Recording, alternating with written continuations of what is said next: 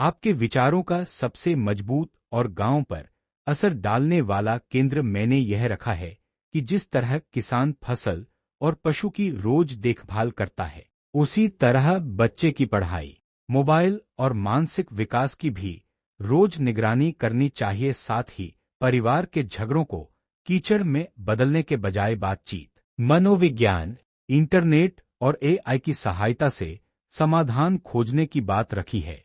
सुरेश पाल, गुरुजी की पाठशाला।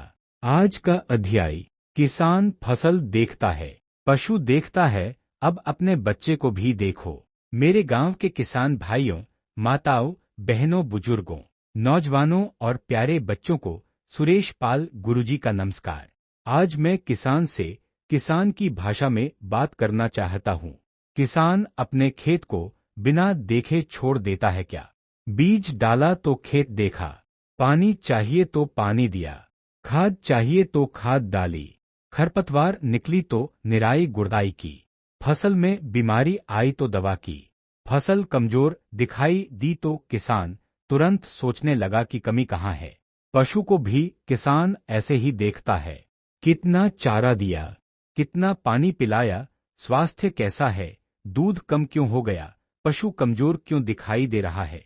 लेकिन मेरे किसान भाइयों, आज मैं आपसे एक सवाल पूछना चाहता हूँ। अपने बच्चे को आखिरी बार आपने इस तरह कब देखा था? बच्चा स्कूल जा रहा है या नहीं? स्कूल में क्या पढ़ रहा है? कितना समझ रहा है? कौन सा विषय कमजोर है? मोबाइल में क्या देख रहा है? किससे बात कर रहा है? इंटरनेट से क्या सीख रहा है? दिन में कितने घंटे पढ़ाई करता है? इन सवालों पर हम कितनी बार अपने बच्चे के साथ बैठते हैं? यही आज की पाठशाला का सबसे बड़ा सवाल है।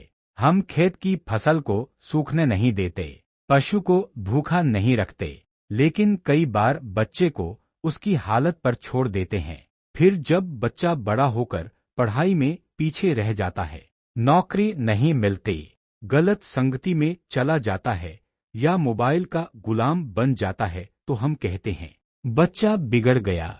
मैं कहता हूँ, बच्चा अचानक नहीं बिगड़ता, उसकी दिशा धीरे धीरे बदलती है और घर को उस दिशा पर नजर रखनी चाहिए।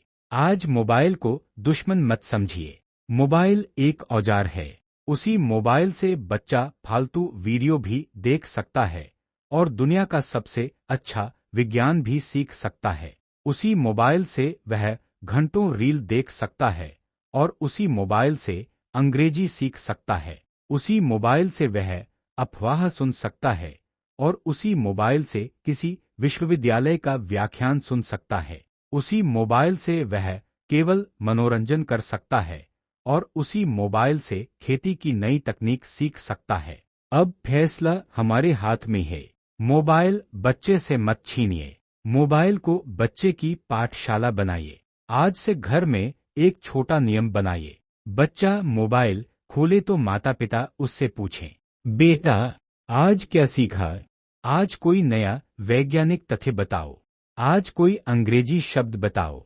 आज खेत के लिए क्या नई जानकारी मिली? आज एआई ने तुम्हें क्या समझाया? आज तुमने कौन सा सवाल इंटरनेट पर खोजा? और फिर बच्चे से कहिए, आज आधा घंटा तुम हमें पढ़ाओ। आप देखिए बच्चे का आत्मविश्वास कैसे बढ़ता है। लेकिन एक बात बहुत जरूरी है, इंटरनेट पर हर बात सही नहीं होती। रील में दिखाई देने वाला हर व्यक्ति विद्वान नहीं होता। यूट्यूब पर बोलने वाला हर व्यक्ति विशेषज्ञ नहीं होता। इंस्टाग्राम पर वायरल होने वाली हर बात ज्ञान नहीं होती। इसलिए बच्चे को केवल जानकारी नहीं चाहिए, उसे जानकारी को जांचना भी सीखना चाहिए। स्रोत क्या है? प्रमाण क्या है? दूसरी जगह क्या लिखा है? विशेषज्ञ क्या कहते हैं? यही वैज्ञानिक सोच है। और आज एआई हमारे बच्चों के लिए बहुत बड़ा शैक्षणिक साधन बन सकता है। बच्चा पूछ सकता है, मुझे गणित समझाओ, मुझे अंग्रेजी सिखाओ, प्रकाश संश्लेषण क्या है, डीएनए क्या है, किसान के खेत में मिट्टी की जांच क्यों जरूरी है, फसल में यह बीमारी क्यों आती है, किसी इतिहास की घटना के अलग अलग प्रमाण क्या हैं। फिर बच्चा उस उत्तर को किताब और विश्वसनीय स्रोतों से जांच सकता है। यही सीखने का नया तरीका है। लेकिन एआई को भी भगवान मत बनाइए। एआई से सवाल पूछिए, उसका उत्तर पढ़िए, फिर प्रमाण देखिए, क्योंकि एआई भी गलती कर सकती है। अब मैं दूसरी बहुत बड़ी समस्या पर आता हूँ। हमारे घरों की लड़ाई। भाई भाई से लड़ रहा है, चचेरा भाई चचेरे भाई से लड़ रहा है, पड़ोसी पड़ोसी से लड़ रहा है, पति पत्नी से लड़ रहा है, माता पिता बच्चों से नाराज हैं, और छोटी सी बात धीरे धीरे मुकदमे तक पहुंच जाती है। फिर आदमी वर्षों तक उसी लड़ाई का बोझ उठाता रहता है। मैं इसे कहता हूँ, जीवन को कीचड़ में मत धकेलो। कीचड़ में पैर डालोगे तो पहले पैर गंदा होगा, फिर कपड़ा गंदा होगा, फिर घर गंदा होगा, और अंत में पूरा रास्ता गंदा दिखाई देगा। झगड़े भी ऐसे ही होते हैं।